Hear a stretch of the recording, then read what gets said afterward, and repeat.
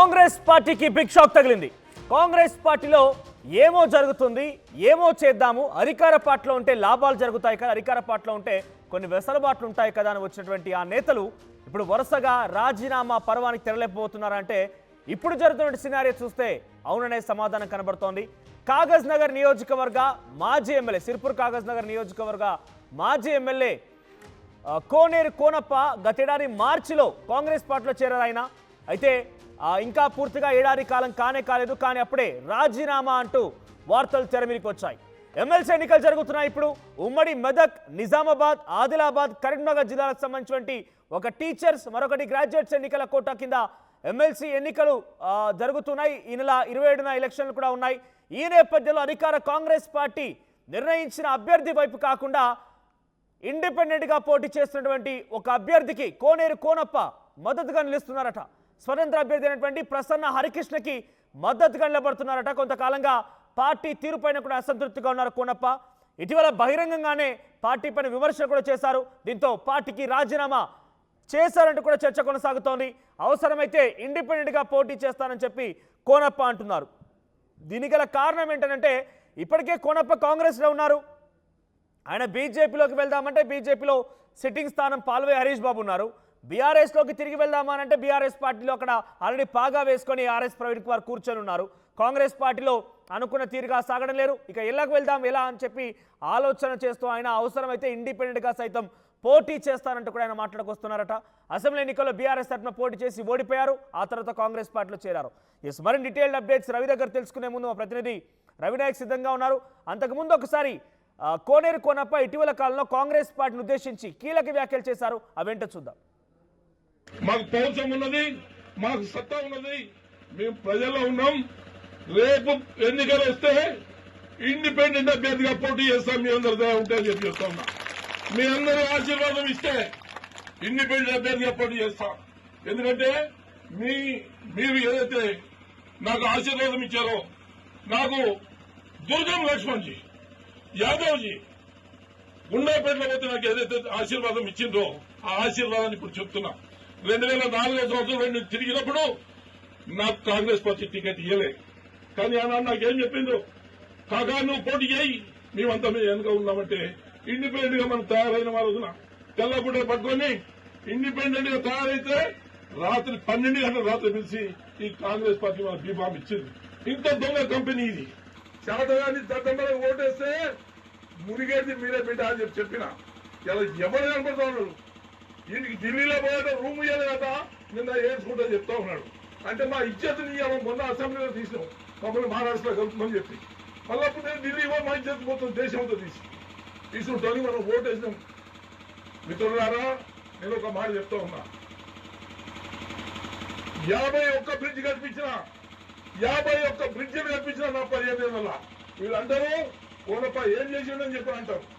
51 బ్రిడ్జిలు ఇలా తాజ్ చెట్టు వదిలే బ్రిడ్జి వర్షాకాలం వచ్చిందంటే 2 నెలల 3 నెలల ఇంకా కౌటాల నుంచి సిర్పూర్ పోయిన తోవలు లేకుండే, కానీ ఇవాళ తాజ్ చెట్టు వదిలే బ్రిడ్జి కట్టించిన ఇలా మీ తాజ్ నగర్ తాజ్పేట నుంచి ఇలా పార్టీకి వెళ్తానికి 2 బ్రిడ్జిలు కట్టించిన. ఈ రకంగా తీసుకుంటే డబ్బాగడ బ్రిడ్జి కట్టించిన, మొత్తం 51 బ్రిడ్జిలు కట్టిన, 300 కిలోమీటర్ల డబల్ రోడ్లు చేసిన చెప్పులు మీరందరూ కూడా. నేను ఎవరి కోసం చేసిన, ఇవన్నీ మీకోసం చేసిన. ఇలా ఈ బ్రిడ్జి నిర్మాణం అయితే ఈ ప్రాంతం అంతా కౌటాల కనుక బంగారం డెవలప్ అవుతుంది. మీ పిల్లలకి ఉపాధి దొరుకుతుంది, మీ భూములకు ధరలు పెరుగుతాయి, మీరు పండిన పంటలు మహారాష్ట్ర పోవచ్చు, మన చుట్టాలకి పెళ్లిళ్ళకి మహారాష్ట్ర పోవచ్చు అని 75 కోట్ల రూపాయలు డబ్బు తీసుకొస్తే ఇది క్యాన్సిల్ చేస్తారా? ఇలా మొదటి దగ్గర నుంచి వైజాగ్ పోతానికి 700 మంది రైతులకు భూముల తవ్వాలి. నేను 3 కోట్ల రూపాయల డబ్బులు తెచ్చిన. ఈ కాగితం నేను తెచ్చిన రోడ్డు క్యాన్సిల్ చేపించిండు, నేను తెచ్చిన రోడ్డు క్యాన్సిల్ చేపించిండు, బాలేపల్లికి రోడ్డు తెచ్చిన అది క్యాన్సిల్ చేపించిండు. అంటే మరి ఇలా ఎవడెవడో వచ్చి ఇక్కడ ఊరేగుతా ఉన్నాడు. మీరు అది చేస్తా ఇక్కడ 9 ప్రాజెక్టు కడతాను. ఒక పటేల్ వచ్చిండు, ఇంకొక పటేలు రేపే కట్టిస్తా అని చెప్పి చెప్తా ఉన్నాడు. అరే మద్దతుగా చదువుకున్న విద్యార్థులందరూ కూడా ఓటు వేయాల్సిందిగా మేము అభ్యర్థిస్తూ ఉన్నాం.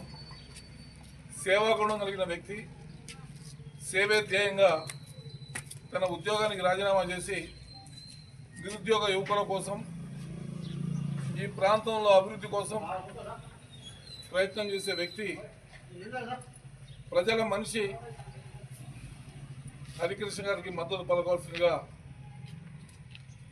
కొమరంభీం ఆసిఫాబాద్ జిల్లా గ్రాడ్యుయేట్ మిత్రులందరినీ నేను పాదాభివందనం చేస్తూ ఓటు వేసి వారిని ఆశీర్వదించవలసిందిగా నేను గ్రాడ్యుయేట్ మిత్రులందరూ కూడా శిరస్సు వంచి పాదాభివందనం చేస్తూ నేను ఓటు అడుగుతా ఉన్నానని చెప్పి ఒక్కసారి మనవి చేస్తా ఉన్నా. రైట్, ఇది కోనేరు కోనప్ప మాట్లాడిన మాటలు. నేను గతంలో ఉన్నప్పుడు ఇన్ని పనులు చేశాను, ఇప్పుడు ఏం చేయలేకపోతానని మాట్లాడుకొచ్చిన మాటలు ఒకసారి మనం చూసాం.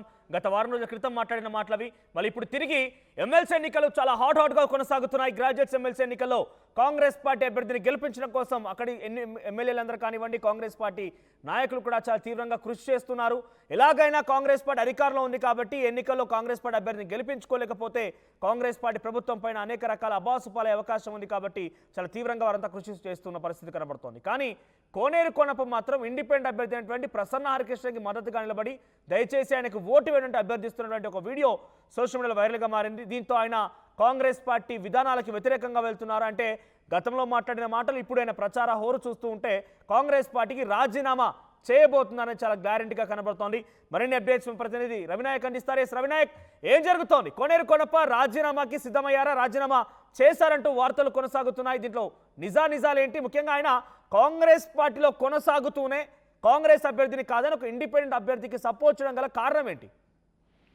ఎస్ మనోజ్, ఎన్నికల వేళ అంటే ఎమ్మెల్సీ ఎన్నికల వేళ ఒక్కసారిగా సంచలనంగా మారిన పరిస్థితి కొమరంభీం ఆసిఫాబాద్ జిల్లా సిర్పూర్ కాన్స్టిట్యున్సీలో కనబడింది. అంటే కాంగ్రెస్ పార్టీలో ఇటీవల కాలంలో చేరిన మాజీ ఎమ్మెల్యే కోనేరు కోనప్ప ఒక్కసారిగా ఒక సంచలనమైన నిర్ణయం తీసుకున్నాడు. ఆ నిర్ణయం కాస్త ఇండిపెండెంట్ అభ్యర్థి హరికృష్ణకు ఓటేయాలంటూ కొంత ఆ ప్రచారం చేసిన విధానం ఏదైతుందో అది కాస్త ఇప్పుడు చర్చనీయాంశంగా మారింది. ఇదంతా ఓవరాల్ చూసినట్టు కనుకైతే ఈ రోజు పెంచకల్పేట మండలంలో కొంతమంది యువకులను కలిసి నేరుగా సేవా దృక్పథం ఉన్న ప్రొఫెసర్ కు ఓటేయాలి అని చెప్పిన పరిస్థితి, కొంత ప్రచారం చేసిన పరిస్థితి కనబడింది. ఇక ప్రచారం చేస్తూ కొన్ని ముఖ్యమైన అంశాలు చెప్పారు. నేను కూడా ఈసారి ఇండిపెండెంట్ గానే పోటీ చేస్తాను, ఇండిపెండెంట్ గానే ప్రజల్లో ఉంటానని చెప్పే ప్రయత్నం జరిగింది. దీంతో పాటు ముఖ్యంగా ప్రజా సమస్యలపై నేను ఎప్పుడు పోరాటం చేస్తానని, ప్రజలకు సంబంధించిన అంశంలో నేను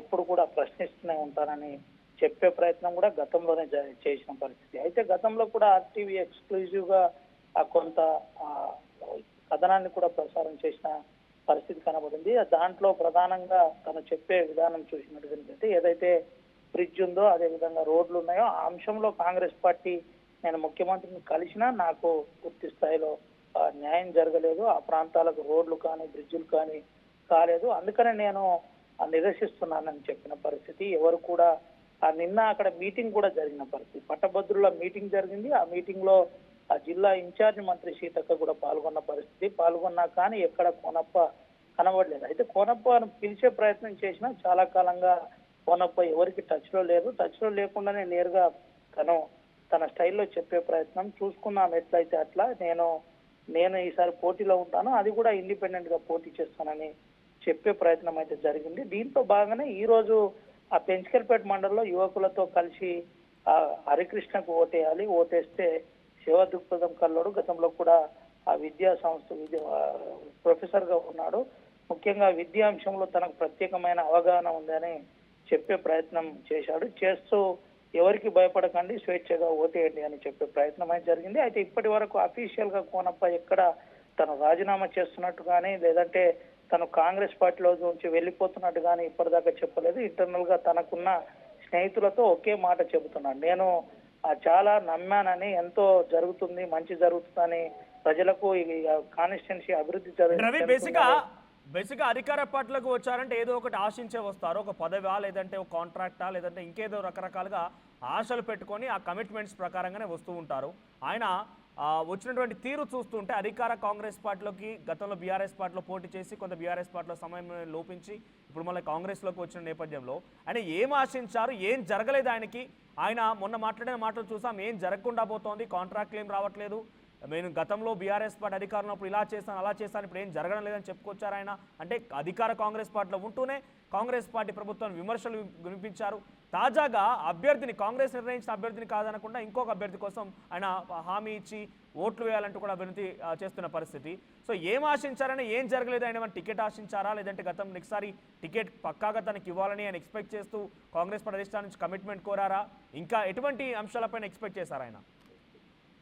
మనోజ్, ప్రధానంగా కాంగ్రెస్ పార్టీకి కోనేరు కోనప్పకు ఒక రకంగా గ్యాప్ వచ్చిందని చెప్పుకోవచ్చు. ఈ గ్యాప్ లో భాగమే ఇదంతా జరుగుతుందని చెప్పుకోవచ్చు. ముఖ్యంగా కోనప్పకు ఇచ్చిన అష్యూరెన్స్ ప్రకారం ముఖ్యమంత్రిని కలిసిన తర్వాత తను నెక్స్ట్ తనకే పార్టీ ఇన్ఛార్జ్ ఇస్తాం, పార్టీకి సంబంధించిన అంశాలన్నీ చేస్తామని చెప్పింది. ఈ అన్నిటికంటే ముఖ్యంగా ఏదైతే పెండింగ్ పనులు ఉన్నాయో, అభివృద్ధి వర్క్ ఉందో, అభివృద్ధి పనులు ఉన్నాయో అవి వెంటనే పూర్తి చేస్తాం. గుండాయిపేట బ్రిడ్జ్ కాడ నుంచి మొదలుకొని కొంత రోడ్లు కావచ్చు, అదేవిధంగా ఒక హైవే లైన్ ప్రాంతం నుంచి పోతున్న హైవే లైన్ కావచ్చు, ఇలా ప్రధానమైన తన డిమాండ్ ని ముఖ్యమంత్రి ఒప్పుకున్నారు. రేవంత్ రెడ్డి ఒప్పుకొని నేరుగా తను చేస్తానని చెప్పిన పరిస్థితి. ఎప్పుడైతే పార్టీలో జాయిన్ అయిన కొద్ది రోజులకే ఇదంతా ఎంపీ ఎలక్షన్ తర్వాత మళ్ళీ సీన్ మారిపోయి మళ్ళీ ఎమ్మెల్సీ రావడం, ఎమ్మెల్సీ రాగానే ఎమ్మెల్సీని చూసి చేరిన తర్వాత తను ఒక అభద్రతా భావంకి వెళ్ళారని అంటే కొంత చర్చ జరుగుతుంది. అది ఎంతవరకు ముందు వెళ్తుందని చూడాలి. అయితే నాకు చెప్పిన తర్వాత కూడా ఏ విధంగా నాకు కనీసం ఇంటిమేట్ చేయకుండా ఏ విధంగా తీసుకుంటారని కొంత చెప్పే ప్రయత్నం అయితే జరిగింది. ఇలా కొంత ఇదంతా కూడా జరుగుతూ ముందుకు వెళ్ళిన పరిస్థితి కనబడింది. ఇదంతా కూడా ఒక్కసారిగా సంచలనంగా మారిన పరిస్థితి కనబడింది. ఈ అంశంలో తను చాలా హట్ అయ్యానని చెప్పిన పరిస్థితి. ఈ ప్రాంతంలో 8,000 ఓట్లు పడ్డ ఓట్లను నేను 60,000 ఓట్లు వేయించాను. అది కూడా కాంగ్రెస్ పార్టీకి ఆ ఎంపీ ఎలక్షన్ అప్పుడు వేయించాను. అటువంటిది కనీసం ఎవరికి ఎన్నిక జ్ఞానం లేదు. చూద్దాం ఏం జరుగుతుందో చూద్దాం. ఈసారి ఎట్లయినా చూద్దాం. స్థానిక ఎన్నికలు వస్తాయి, ఎవరి గమ్మేంటో కనబడుతుంది అని నేరుగా కోనప్ప ఛాలెంజ్ చేస్తున్నట్టయితే మనకు తెలుస్తుంది. ఏది ఏమైనప్పటికీ కాంగ్రెస్ పార్టీని ఛాలెంజ్ చేస్తున్నారు ఆయన. ఇంకా బీజేపీ ఎమ్మెల్యే ఉన్నారు కాబట్టి బీజేపీనా లేకుంటే బీఆర్ఎస్నా, ఎవరితో ఛాలెంజ్ చేస్తున్నారు ఆయన? మనోజ్, ప్రధానంగా తను ఒకే ఒక విషయం చెప్పే ప్రయత్నం అయితే జరుగుతుంది. అంటే మీరందరూ బచ్చాలు, మీతోటి ఏది కాదురా బాబు, ఒక రకంగా కాన్స్టిట్యున్సీ డెవలప్ చేయాలంటే ఒక విజన్ ఉండాలి, దానికి ప్రభుత్వం సహకరించాలి. ఇప్పుడున్న పరిస్థితుల్లో మీ ఎవ్వరితో ఏం కాదు, మీరు మాటలు చెప్పడం వరకే అనే చెప్పే ప్రయత్నం అయితే తన స్నేహితుల దగ్గర చెబుతున్నాడని మనకు తెలిసింది. ఓవరాల్ గా తను ఒకే ఒక విషయం చెప్పే ప్రయత్నం జరుగుతుంది. అంటే ఇటు అల్టిమేటం బీజేపీ ప్రస్తుత ఎమ్మెల్యే పాల్వాయి హరీష్ బాబుకు, అటు ప్రస్తుతం ఎమ్మెల్సీగా ఉన్న దండే విఠల్కు, ఇద్దరికి కూడా మీరు ఈసారి ఏం చేస్తారో నేను చూస్తానని చెప్పే ప్రయత్నం జరుగుతుంది. అయితే కాంగ్రెస్ పార్టీ కూడా తనతో మాట్లాడే ప్రయత్నం చేసింది, కానీ వారెవరికి కూడా కోనేరు కోనపై ఎక్కడ అవకాశం ఇవ్వలేదని తెలుస్తుంది. వారితో మాట్లాడే ప్రయత్నం కూడా జరగలేదని చెబుతుంది. ఒకవేళ కనుక నేను పార్టీలోకి వస్తే, మళ్ళీ నేను పార్టీలో కొనసాగాలంటే వెంటనే దండే విఠల్ను పంపించాలనే ఒక ప్రతిపాదన పెట్టినట్టు తెలిసింది. కానీ ఇది ఏం జరుగుతుంది, ఎలా జరుగుతుంది అనేది అయితే వేచి చూడాలి. మొత్తానికైతే ఇప్పటి వరకు మనకున్న సమాచారం ప్రకారం కాంగ్రెస్ పార్టీకి కోనేరు కోనప్ప ఇప్పటిదాకా రాజీనామా అయితే చేయలేదని తెలిసింది మనోజ్. రైట్ రవినాయక్. సో మొత్తం మీద కోనేరు కోనప్ప సిర్పూర్ కాగజ్ నగర్ నియోజకవర్గానికి గతంలో 2 సార్లు ఎమ్మెల్యేగా గెలుపొందారు ఆయన. సో తెలంగాణ వచ్చిన తర్వాత చాలా క్రియాశీలకంగా నియోజకవర్గంలో తిరుగులేని వ్యక్తిగా కూడా ఆయన ముందుకెళ్లిన పరిస్థితి. కానీ తాజాగా 2023 ఎన్నికల్లో బీజేపీ అభ్యర్థి పాల్వాయి హరీష్ బాబు గెలవడంతో ఒక్కసారిగా ఆయన బీఆర్ఎస్ పార్టీకి రాజీనామా చేసి కాంగ్రెస్ పార్టీలో చేరిన పరిస్థితి. ప్రజెంట్ కాంగ్రెస్ పార్టీలో ఉంటూనే కాంగ్రెస్ పార్టీ పైన విమర్శలు గుప్పించడం, కాంగ్రెస్ పార్టీ విధి విధానాలకు వ్యతిరేకంగా వెళ్తున్నారంటూ కూడా కొన్ని రోజులుగా మనం చూస్తూనే ఉన్నాం. తాజాగా ఎమ్మెల్సీ ఎన్నికలు హాట్గా కొనసాగుతున్నాయి.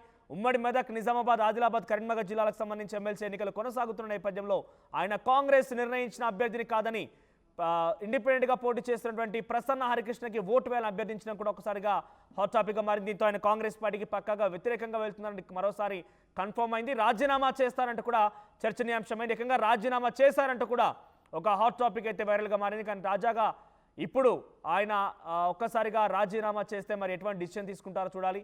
ఒకసారి మళ్ళీ మనం చూద్దాం. ప్రసన్న హరికృష్ణకి ఓటు వేయాలని చెప్పి ఆయన అభ్యర్థిస్తూ ఒక వీడియో సోషల్ మీడియా వైరల్గా మారింది. కాంగ్రెస్ పార్టీకి వ్యతిరేకంగా చేస్తున్నారని మరోసారి రుజువైంది. ప్రపంచంలో ఏ మూల ఏ క్షణం ఏం జరుగుతుందో వేగంగా తెలుసుకోవడానికి తొలి వెలుగు వాట్సాప్ ఛానల్ని ఫాలో చేయండి.